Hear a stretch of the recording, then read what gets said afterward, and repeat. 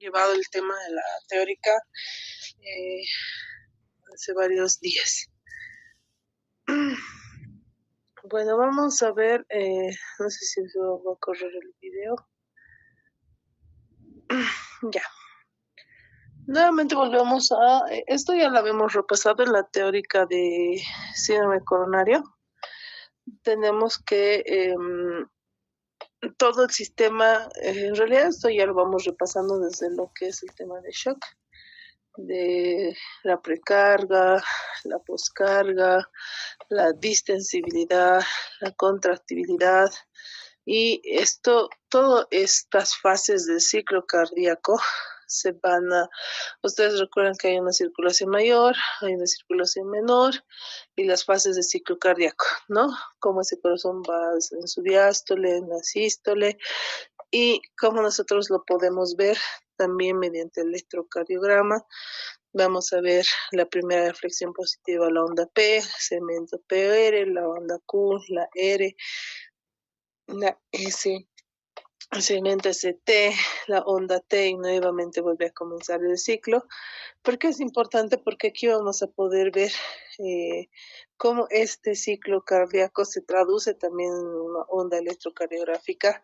La onda P nos representa la despolarización de la sístole o contracción auricular, el QRS, que es la despolarización ventricular, y finalmente la P, que es la repolarización diastólica. O sea, ¿por qué es importante que sepamos esto? En realidad nos sirve para todo el ciclo, este módulo o estos temas de cardio, porque así vamos a poder nosotros ver parte de lo que es el ciclo cardíaco y cómo nosotros lo vamos a ver. Ahora, esto cómo se relaciona el ciclo cardíaco con la presión arterial. Nosotros vamos a medir mediante un aparato que es el manguito que se insufla, vamos a nosotros poner alrededor del brazo.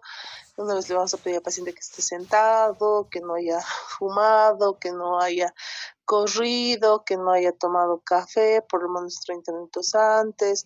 Le vamos a hablar cordialmente, porque si los pacientes se estresan pueden tener hipertensión de bata blanca. Si han tomado café igual pueden dar unas mediciones incorrectas. Lo mismo, y que representan los sonidos que vamos a escuchar para medir la presión arterial, se van a representar también por el cierre o apertura de ciertas válvulas, ¿no? Entonces, por eso se repasa el ciclo cardíaco. Vemos que la primera fase vamos a ver las aurículas relajados, los ventrículos contraídos y las válvulas cerradas. Eso se llama la contracción isovolumétrica. La segunda fase es la fase de eyección, donde vamos a ver las aurículas relajadas y los ventrículos mucho más contraídos. La tercera fase va a ser la fase de relajación isovolumétrica. Esta fase vamos a ver las aurículas relajadas, los ventrículos también igualmente relajados y las válvulas semilunares cerradas. Una cuarta fase donde las aurículas relajadas, los ventrículos relajados y la fase de llenado rápido. Y finalmente, una etapa de contracción auricular donde las aurículas se contraen y los ventrículos están relajados. ¿Para qué nos sirve este ciclo cardíaco, no? Para que los ventrículos se vacíen durante la sístole, ¿no? ¿Qué sucede en esa contracción isovolumétrica? Va a haber la contracción ventricular que dura entre 0.02 a 0.03 segundos.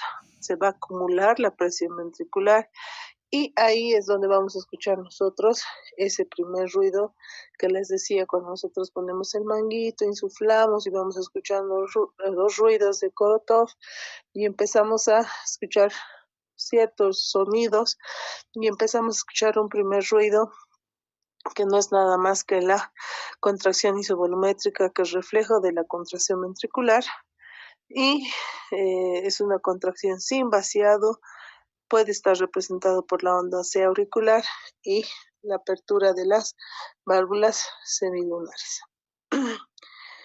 Va a tener también, habíamos dicho, el ciclo cardíaco, un periodo de eyección, ¿no? Cuando se da el periodo de eyección. Eso es importante para cuando nosotros queremos ver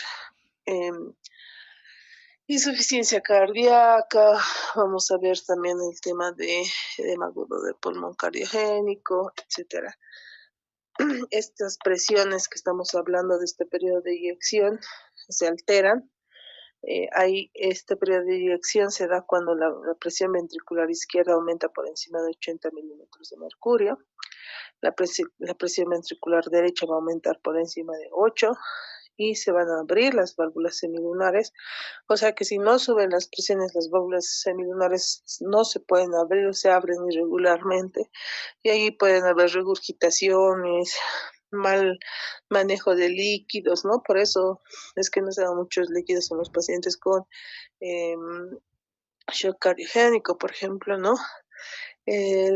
Sale sangre de los ventrículos, el periodo de eyección rápida, que es 70% del vaciado, que va a representar un tercio del periodo de eyección, y un periodo de eyección lenta, que es el otro 30%, que es el 2/3, ¿no? El periodo de relajación isovolumétrica o isométrica se va a dar al final de la sístole. Va a comenzar con la relajación ventricular, permite que la presión intraventricular derecha e izquierda disminuyan rápidamente y las presiones se van a elevar de las grandes arterias distendidas, van a empujar la sangre de nuevo hacia los ventrículos, cierran súbitamente la válvula aórtica y pulmonar y durante 0.03 a 0.05 segundos el músculo sigue relajándose, aunque no se modifique el volumen ventricular. Durante las presiones intraventriculares van a disminuir y regresar a niveles diastólicos. Después se abren las válvulas AB para comenzar un nuevo ciclo. Entonces, aquí es importante también esta parte, más que todo, ustedes ya las han llevado, es una parte del repaso de lo que es la fisiología cardíaca. Vamos a tener que, además del juego de presiones de ventrículo izquierdo y ventrículo derecho, vamos a tener que hay volúmenes al final de la diástole, volumen sistólico, el volumen al final de la sístole, que van a ser los volúmenes normales, entre 110 a 120 de telediastólico, sistólico, que va a ser este volumen, es el volumen más importante. El sistólico es el stroke, volumen de llenado, que es el de 70 ml, y el telesistólico, que es el restante, 40-50. Y aquí nuevamente volvemos, ¿no?, a lo que hemos visto. Esta es una forma diferente de presentar las determinantes del gasto cardíaco, y que ya lo hemos visto, ¿no? La frecuencia cardíaca, la precarga, la poscarga, el volumen sistólico y la contractividad. Y en este módulo, cuando se alteran algunos de estos, una frecuencia cardíaca, vamos a ver arritmias, la poscarga, un shock obstructivo, contractividad, la miocardiopatía dilatada. La precarga se puede alterar también por valvulopatías, la insuficiencia cardíaca, volumen sistólico, precarga, poscarga, etcétera. Cuando se alteran estos, vamos a ver patologías, ¿no? Y ya lo que habíamos visto eh, del significado, ¿no? La precarga, que es el trabajo volumétrico, que es la carga que está impuesta al corazón antes del comienzo de la contracción, por eso se llama precarga. Se refiere a la cantidad de sangre que debe bombearse con cada latido. La poscarga más bien va a ser la presión con la que el músculo ejerce su fuerza contráctil para desplazar la sangre hacia la aorta, y se llama así porque el trabajo que se impone al corazón después del inicio de la contracción. La contractibilidad de ser la capacidad del corazón para cambiar su fuerza de contracción sin modificar su longitud. Y finalmente, la frecuencia cardíaca, que es la periodicidad con la que la sangre se inyecta en el corazón. Hay muchas formas que nosotros vamos a poder ver eh, esto de del ciclo cardíaco, ¿no? Vamos a ver que tenemos al menos, hay distintos ruidos de, de Korotov, pero vamos a ver el primero, ¿no? Aquí está abajo de la línea azul oscura, ahí ven first, second, third. Ahí vemos el primer ruido, que es con las válvulas AB cerradas. Vamos a la línea azul clara, va a haber una elevación de las presiones, lo que habíamos hablado, ¿no? De arriba de 80, ¿no? El periodo de contracción isovolumétrica, el periodo de eyección, luego va a tener que cerrarse las válvulas aórticas, ¿no? Y cuando las válvulas aórticas se abren nuevamente, ahí se va a dar el segundo ruido, ¿no? Que es después de la relajación isovolumétrica. Y después vamos a ver, eh, un, puede haber un momento de espera, un momento de influjo. Y nuevamente ahí se puede escuchar un tercer ruido, ¿no? Cuando nuevamente se cierran las válvulas aórticas. Y luego nuevamente empieza el ciclo. Y aquí tenemos lo que en algún momento lo habíamos mencionado, la circulación mayor y la menor. ¿Por qué es importante todos estos esquemas? Porque vamos a saber cómo se generan el primer y segundo ruido en la presión arterial. Y segundo, también, ¿qué es lo que sucede? Cuando baja esta presión arterial es que cuando el flujo, o bien la circulación mayor o menor, va a estar alterada.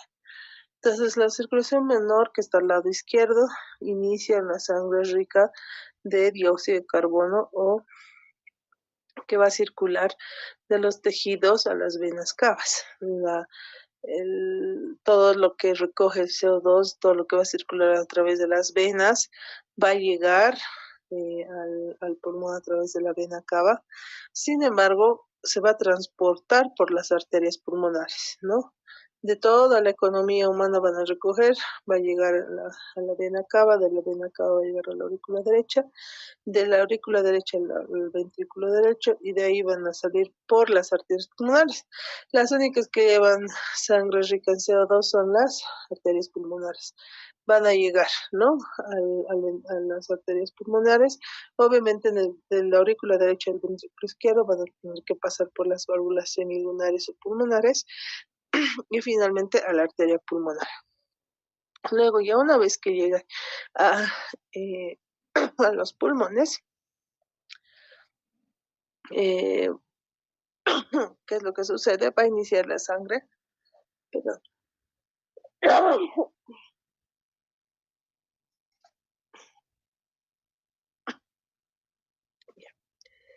Vamos a tener, en el inicio habíamos quedado que terminamos en las arterias pulmonares que llegan a los pulmones.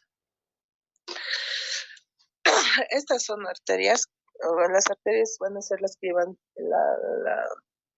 la sangre venosa rica en CO2.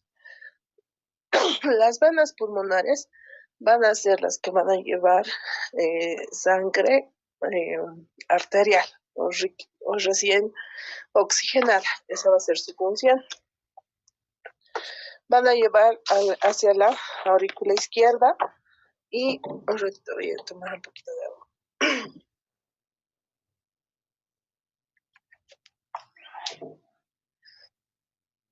Ya, van a llevar la sangre la arterial.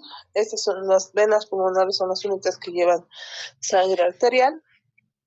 Van a llevar a través de las venas pulmonares hacia la aurícula izquierda, van a pasar la válvula mitral para pasar al ventrículo izquierdo, y de ahí van a pasar la válvula semilunar o aórtica para pasar a la arteria aórtica, teniendo como destino el resto de la distribución a la economía humana, ¿no? Entonces ahí se va a distribuir la sangre. Ahora, ¿de qué otras cosas vamos viendo que hay una circulación? La presión arterial depende de un juego de presiones intracardíacos, el juego del ciclo cardíaco que habíamos visto en los diferentes volúmenes. Va a depender de todos los determinantes del gasto cardíaco, la precarga, poscarga, contractividad y frecuencia cardíaca.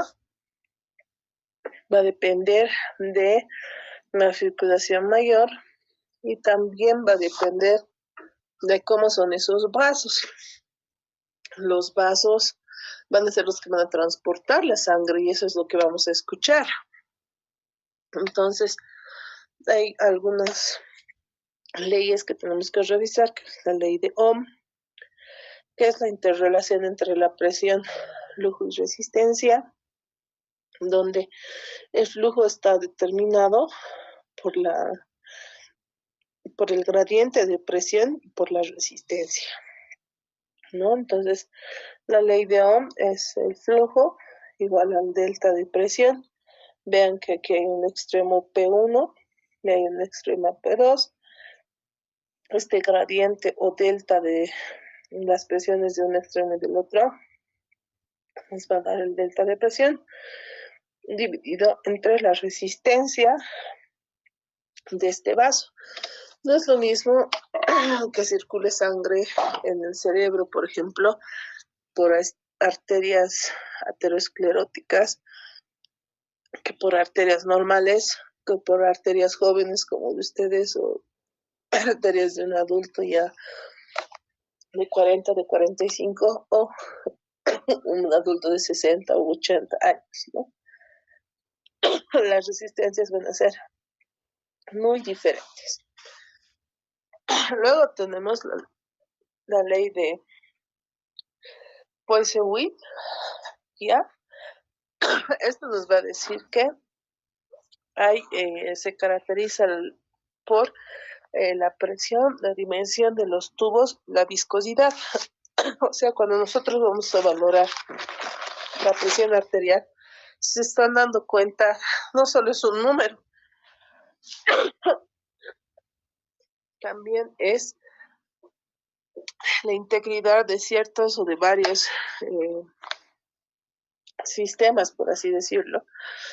Entonces ahí no solo tiene que ver la ley de Ohm, de que no solo varía el flujo de acuerdo a las presiones y la resistencia, sino que también tiene que ver el contenido.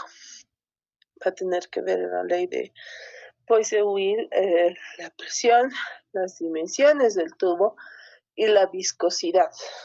Esto es bien importante en el sentido de que se dice, no sé si han escuchado ustedes de forma coloquial, cuando te dice un tío, una tía lejana, dice, mis manos están rojas, me han dicho que tengo presión. En realidad, lo que ese paciente tiene o esa paciente es eritrocitosis, que podría ser una eritrocitosis primaria, secundaria o patológica de la altura. Esta eritrocitosis con el tiempo se vuelve en hipertensión arterial. No porque seas eritrocitósico, tienes hipertensión, pero si no controlas factores de riesgo o no se trata, vas a tener hipertensión arterial. O puedes tener hipertensión y después desarrollar eritrocitosis también, pero lo habitual, lo que generalmente se ve es que los pacientes son eritrocitósicos. ¿Por qué es importante? Porque aquí tenemos un punto importante que es la viscosidad como determinante del flujo sanguíneo. ¿Quién va a dar la viscosidad a la sangre? Obviamente la sangre tiene sus elementos formes, que hemos dicho glóbulos rojos, glóbulos blancos, plaquetas y el plasma, pero uno de los mayores componentes va a ser los glóbulos rojos, haciendo que esta sangre sea mucho más viscosa, lo cual va a alterar el flujo sanguíneo, ¿no? Entonces, el flujo va a ser directamente proporcional a la diferencia de presiones. El flujo es inversamente proporcional a la longitud del tubo. El flujo varía proporcionalmente a la cuarta potencia del radio y el flujo resulta inversamente proporcional a la viscosidad. O sea que si hay mucho más viscosidad, el flujo se va a enlentecer, más riesgo de eventos trombóticos, más eventos hipertensivos, etcétera, etcétera. Entonces, ya habiendo hecho ese repaso, vemos que la presión arterial o la tensión arterial de las arterias, ya propiamente dicho, las arterias pueden estar representadas como un cilindro un vaso cilíndrico, y vamos a tener que, va a tener una presión interna y una presión de la pared, ¿no? La presión arterial va a estar determinada tanto por el gasto cardíaco como las resistencias vasculares sistémicas. Y el gasto cardíaco por FIC sabemos que es volumen sistólico por frecuencia cardíaca, las cuales van a depender de la precarga, poscarga y contractibilidad. Ya habíamos dicho, según la ley de Poisson, que tenemos la perfusión, la difusión, la presión arterial va a depender de esa viscosidad y también cómo se van dando las presiones entre un extremo y otro. Y aquí también además vamos a ver la ley de Fick, que es la ley de difusión simple, que nos dice que el volumen de un gas que se difunde por unidad de tiempo es igual al área de la membrana por el gradiente de presión entre un extremo y el otro. Eh, el área de la membrana por la solubilidad por el gradiente de presión dividido entre el grosor de la membrana. Entonces, para determinar la presión arterial, que va a determinar desde mucho más arriba por el gasto cardíaco, precarga, poscarga, también van a tener que ver la difusión, cómo está ese vaso, etcétera, etcétera. Y aquí nuevamente, ¿no? Tenemos cómo se va el gasto cardíaco, cómo va a pasar de la arteria pulmonar a la vena pulmonar, una rica en CO2 y otra rica en O2, cómo se va a dar el consumo, cómo es el paso de los capilares pulmonares, y ahí vamos a poder determinar también mediante el gasto cardíaco por el consumo de oxígeno.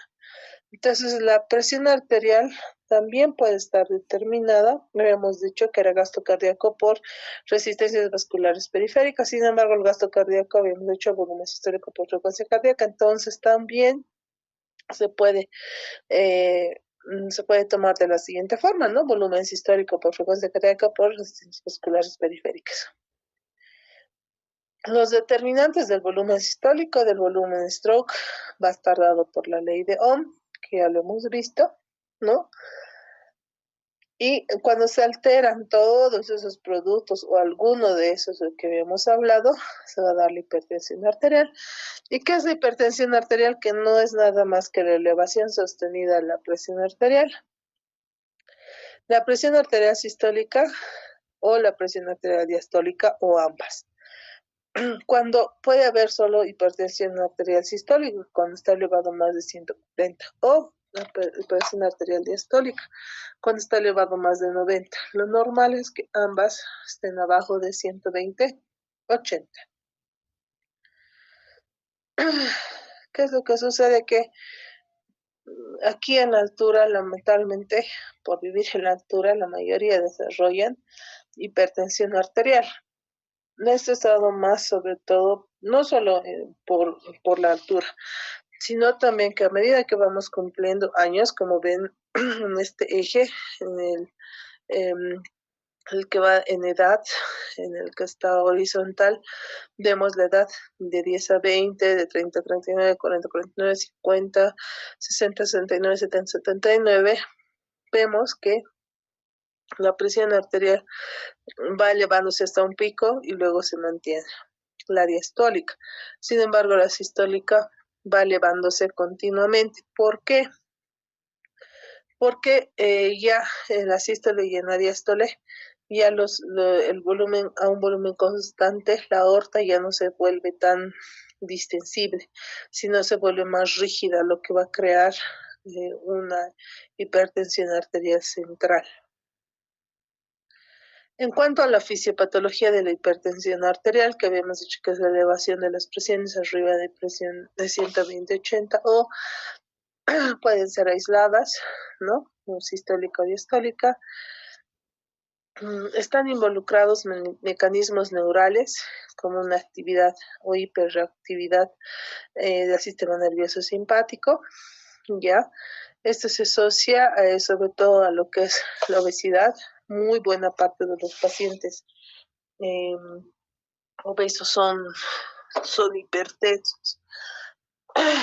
porque esto se van a liberar ciertas hormonas asociadas a la obesidad. Pacientes con SOAP o apnea del sueño, los pacientes con síndrome metabólico, los pacientes nefrópatas crónicos, los pacientes con insuficiencia cardíaca, tratamientos con inmunodepresor, con inhibidores de la calcineurina. Al ganar peso, lo que sucede es que el sistema simpático trata de hacer una compensación para quemar grasa a expensa de hiperactividad simpática, lo que nos da ese reflejo de hipertensión arterial muy similar en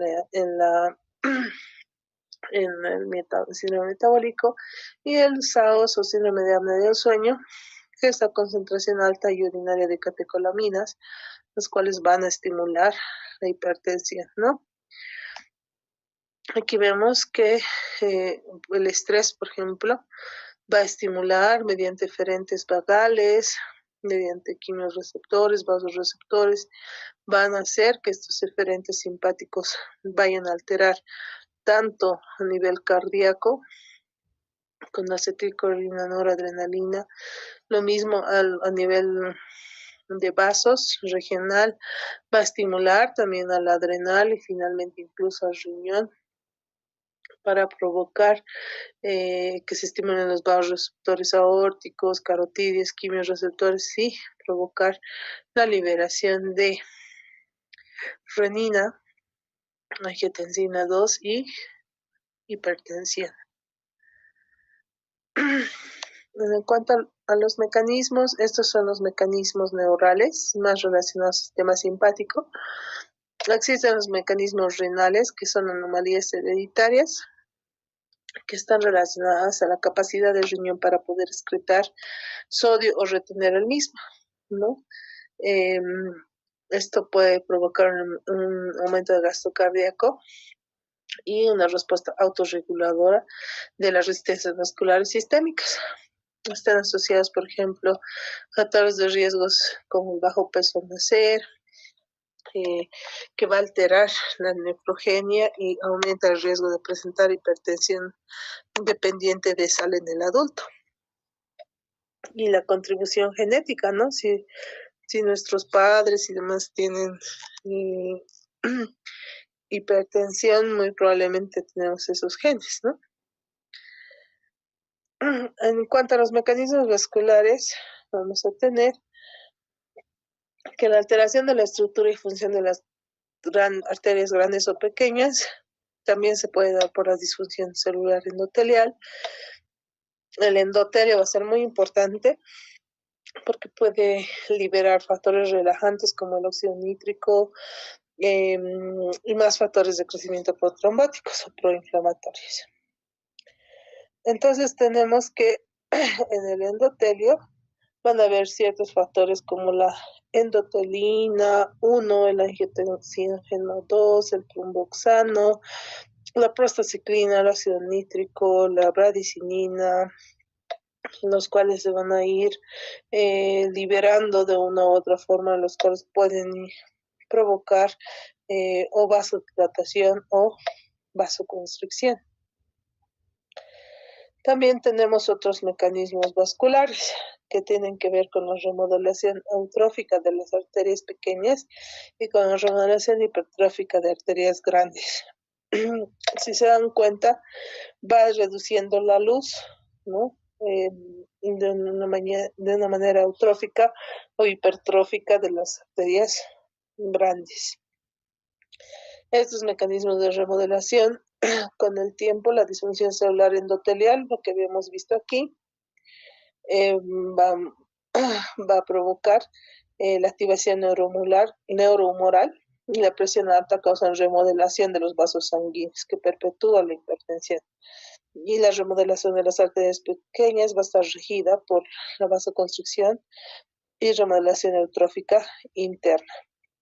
Las arterias grandes se caracterizan por genes hipertróficos y aumento de la angiotensina del grosor de la lámina media.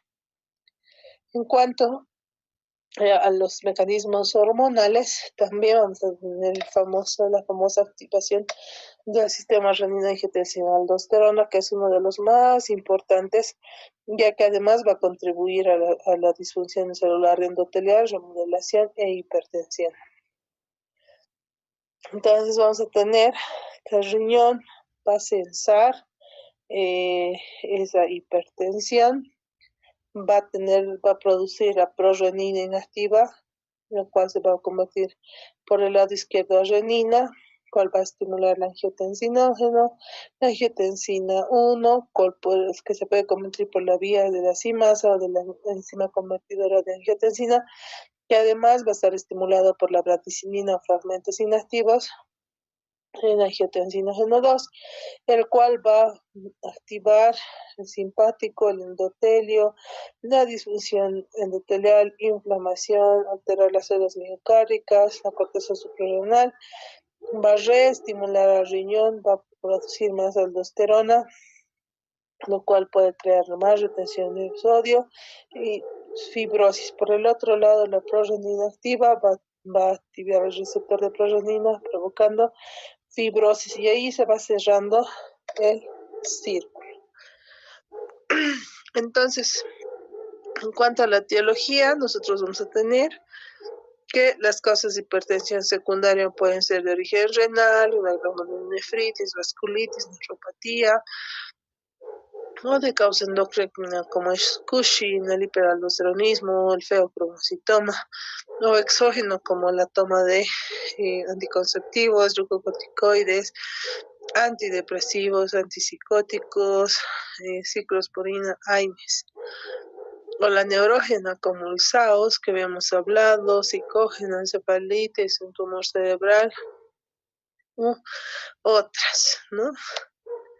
Ya en cuanto hablando de los síntomas, signos y datos clínicos que hacen sospechar de causa secundaria de hipertensión, hay que averiguar la historia del consumo de alcohol, de drogas de recreación, sí, está acompañado de palpitaciones, sudoración, si además se acompaña de infecciones urinarias a repetición, si es inicio antes de los 30 años, si hay un traumatismo renal como antecedente, si hay somnolencia diurna, cefalea matutina, es un paciente que ronca, ¿no? Entonces, ya podemos ir diagnosticando si este paciente es una hipertensión primaria o secundaria y ver si tiene relación también con otras enfermedades como el aldosteronismo, nefropatía, enfermedad renovascular, coartación de la aórtica.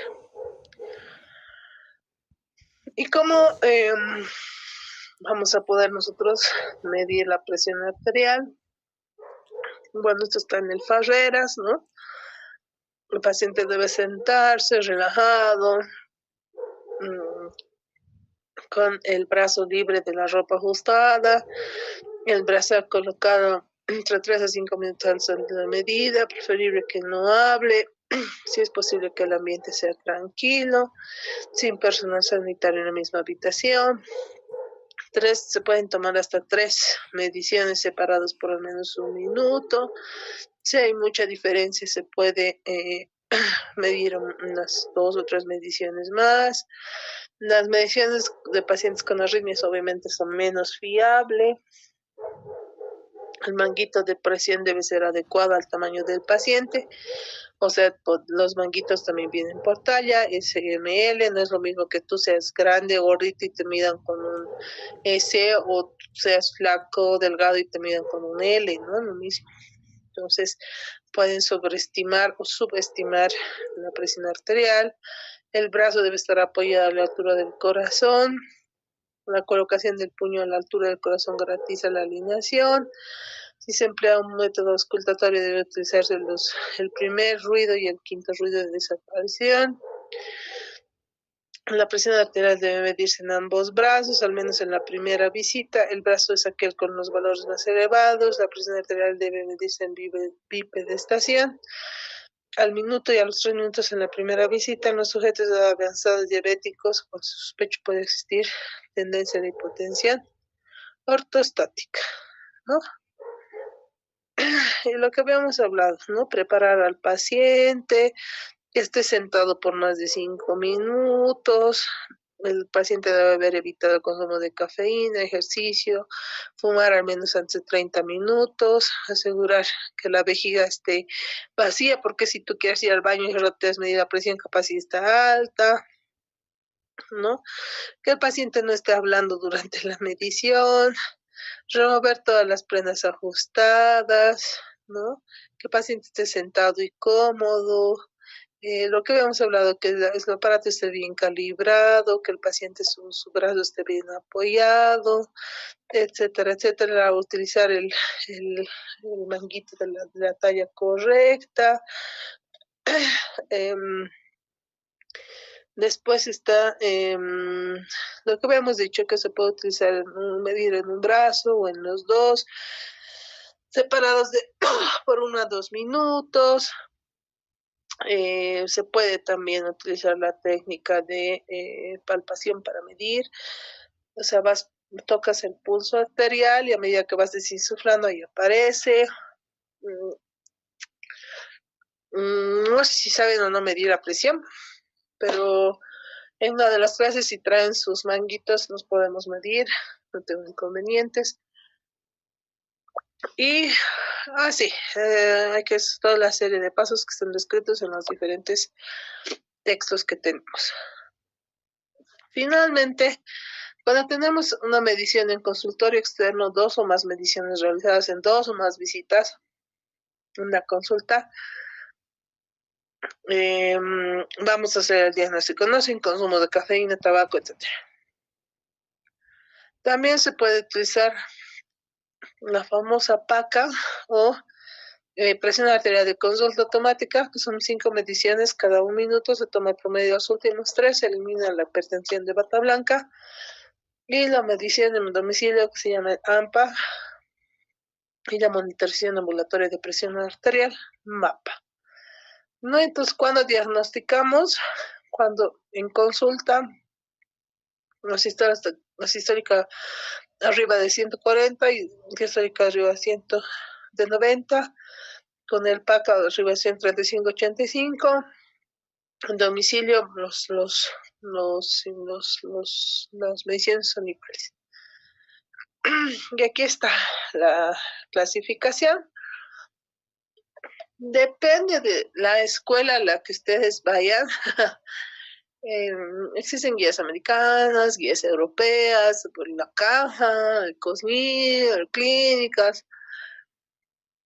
Algunos internistas les gusta la AJA, algunos la ESC, algunas la JNC, etcétera, etcétera. Entonces, con que sepan las tres, sé que es mucho, pero esas son las 3 clasificaciones más utilizadas.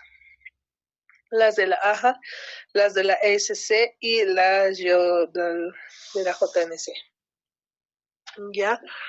Entonces la europea te va a dividir en óptima, menos de 120, menos de 80, normal de 120, 129 a 80, 84, normal alta de 130, 139, 85, 89, grado 1, 140, 159, 90, 99, grado 2, 160, 159, 100, 109, grado 3 mayor de 180 a 110 y sistólica aislada más de 140 menos de 90. La europea, la americana, normal menos 120, 180, elevada 120, 129 menos 80, 1, 130, 139, 80, 89, 2 más de 140, 90. Los riesgos que influyen en el pronóstico de los pacientes con hipertensión, que pacientes con riesgos de enfermedades cardiovasculares, con presiones diferenciales en pacientes con edad avanzada, hombres mayores de 55, mujeres arriba de 65, el tabaquismo, la dislipidemia, las disglicemias, los antecedentes familiares de enfermedad cardiovascular, el daño a órgano diana, el daño a órgano consolidado. Y aquí ya les apuesto que al menos una persona en su familia tiene hipertensión arterial, porque esto es pan de cada día aquí en La Paz. Entonces, ¿qué es lo que pasa? O sea, tienen que controlarse, porque si no se controlan, no van al médico. Yo me acuerdo en una de las clases hace un par de años, uno de los muchachos, su presión era 140, 100, ya era hipertenso, le hemos dicho, te vas a controlar, no sé si lo ha hecho controlar, ya debe estar en el internado, no sé, de aquí a unos años le dará una embole, quién sabe. Pero, o sea, si no se tratan, si sabes que estás enfermo y no te tratas, pues, ¿qué esperas? O sea, no vas a esperar que estés sano si tienes una patología de base y no haces seguimiento. Y eso, ahí deberían incidir ustedes cuando si alguien como su papá, su tío o u otra persona tiene hipertensión arterial. ¿Por qué? Porque la hipertensión arterial se complica. Provoca aumento del riesgo cardiovascular, más daño renal. Muchos de los pacientes de diálisis tienen hipertensión arterial, hipertrofia ventricular izquierda, insuficiencia renal con reducción de la presión de eyección o fracción de eyección conservada, accidente vascular hemorrágico, hemorragia intracerebral, enfermedad isquémica cardíaca, infarto miocardio, enfermedad renal crónica. Entonces, estos son, nosotros que trabajamos en área crítica, esto es el pan de cada día, son pacientes que no se controlan, que no van al médico, que no toman su medicamento, etcétera, etcétera. El tratamiento, pues bueno, aquí ustedes tienen todo un capítulo en farmacología que van a ver antihipertensivos. Puede ser, en primer lugar, patrones dietéticos, la famosa dieta DASH, el patrón mediterráneo y finalmente efectos, lo que sí se ha demostrado, cuando tú disminuyes de peso, disminuyes el consumo de sal, sí hay evidencia positiva, ¿no?, de que baja eh, la hipertensión arterial. ¿Qué es la dieta DASH? Es una dieta rica en verduras, frutas, productos lácteos, pobres en grasas, cereales integrales, aves de corral, pescados y frutos, pobre en dulces, bebidas azucaradas y carnes rojas, pobre en grasas saturadas, grasa total y demás. De 4 a 6, aquí empezamos, 6 a 8 porciones de granos al día, 4 a 5 porciones al día de vegetales, 4 a 5 porciones de frutas al día, 2 a 3 porciones de lácteos bajos en grasa, 2 o 3 porciones de grasas y aceites, menos de 5 porciones a la semana de dulces, menos de 6 porciones al día de carne, pollo, pescado y 4 o 5 porciones a la semana de nueces, semillas y legumbres. Entonces, ¿cómo hacemos la estrategia de menú monoterapia o no? Podemos ver cómo está la elevación, podemos elegir un medicamento, ya sean los GIECAS o los ARA2. Se pueden combinar, sino incluso añadir esos 3 fármacos. Y habíamos dicho, el tratamiento primero es no farmacológico, pérdida de peso, la dieta DASH, la dieta baja en sodio, la dieta rica en potasio, hacer actividad física aeróbica, de resistencia dinámica, de resistencia isométrica, moderarse en el consumo de alcohol y finalmente los fármacos antihipertensivos. Esto está en Farreras, por eso dice ahí fármacos comercializados en España. Podemos iniciar con GIECAS. En Bolivia tenemos captopril, enalapril, lisinopril, ¿no? Los antagonistas de receptor de angiotensina 2, el famoso candesartán, losartán, olmesartán, telmisartán, valsartán, hay aquí. Diuréticos tiacídicos como la hidroclorotiazida, diuréticos de asa, furosemida, toracemida, diuréticos distales como la amilorida, la espleronona, la espironolactona, beta bloqueantes, cardioselectivos o no, tenolol, bisoprolol, carvedilol, labetalol, metoprolol, nebivolol, propanolol, entonces esos hay. Beta bloqueantes ya lo habíamos visto, antagonistas de calcio como las dihidropiridínicos, famoso amlodipino, nicardipino, nifedipino, y los no hidropiridínicos, tiltiazem, verapamil, eso se usa por ejemplo en pacientes obstétricas, y otros. El alisquiren, que son inhibidores directos de la renina, no hay aquí en el medio. Alfa bloqueantes como la doxazosina, prazosina, de acción central alfa-metildopa, que eso sí tenemos, clonidina, vasodilatadores arteriales como hidralacina y minoxidil.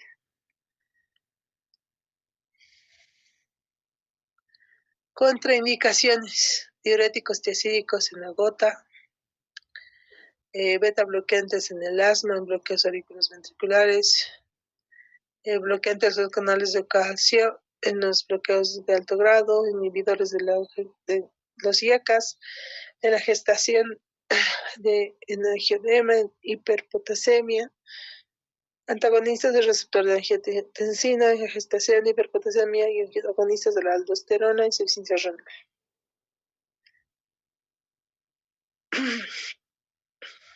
Lo ideal es iniciar con uno de, o bien los YACAS o un ARA2, ¿no? Va a depender mucho si tienes diabetes o no también. Algunos aquí, por ejemplo, si tienes, ahí está el esquema, ¿no? Una edad menos de 55, no eres origen afroamericano y demás, y YACAS o ARA2. Tienes arriba de 55, bloqueantes canales de calcio, y si son de raza negra, igual, con bloqueantes canales de calcio. El paso 2, no está bien controlada, puedes añadir a tu YECA o a tu ARA2 un bloqueante canal de calcio o una tiacida, o en el caso de mayores de 55 años, bloqueante canales de calcio más un YECA más un ARA2 o tiacida. En el paso 3, YECA o ARA2 más bloqueantes más tiacida.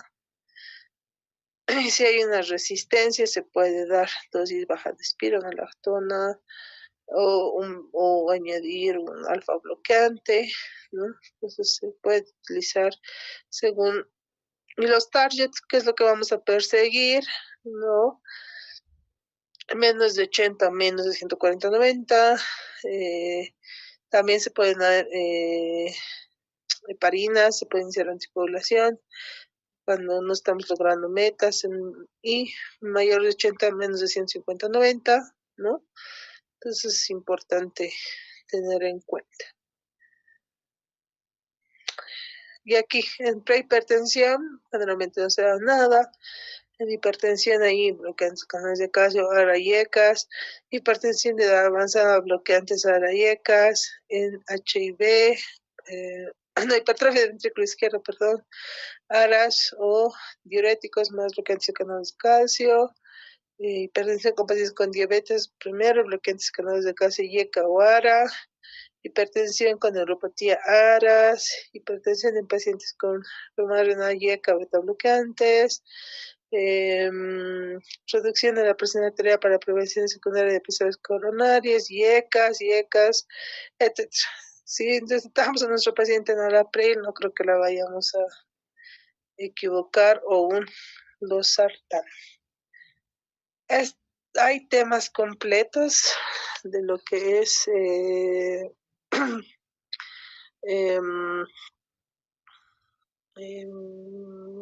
libros completos de hipertensión arterial.